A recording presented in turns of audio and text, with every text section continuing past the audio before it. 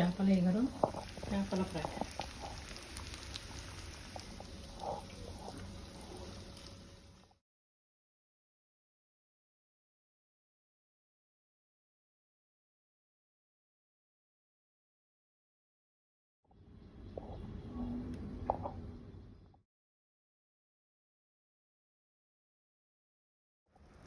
చేపల ఎగురు చేస్తున్నా ఆనియన్స్, టమాటా, కొంచెం కొత్తిమీర, అల్లం వెల్లుల్లి వేసి మిక్స్ చేస్తాం.